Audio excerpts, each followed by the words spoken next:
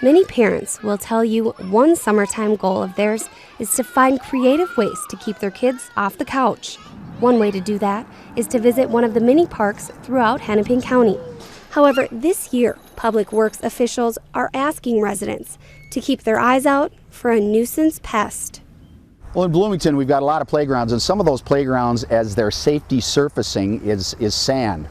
And in the summer, when that sand gets warmed up by the sun, there are what we call ground bees that sometimes, and generally it's for a few weeks, it's not for the entire summer, but it's for a few weeks, they burrow down in that sand. And so when people come to the playground with their children, there are these little bees that might be flying around.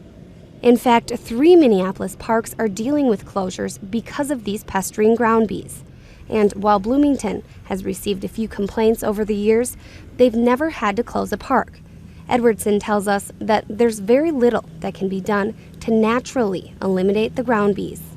We've tried soap and water to kind of drown them, and they're back the next day. We've tried boiling hot water, and we'll certainly kill the bees that we can find that day, but the next day they're back. The only way to probably do it for an extended period of time would be to chemically soak the sand surfacing, and then we would have to close the playground for a period of time. This has prompted the city to take a proactive approach to the ground bee issue, removing their environment, the sand, altogether over time. We have 54 playgrounds, and one of the important parts of them is what we call the safety surfacing. And years ago when playgrounds were put in, sand was a safety surfacing that was used quite a bit. And we still have a handful of older playgrounds that have sand, but as the city replaces with newer playgrounds, we've changed that surfacing. We aren't using sand as a surface anymore. We're using a wood chip type mulch called engineered wood fiber.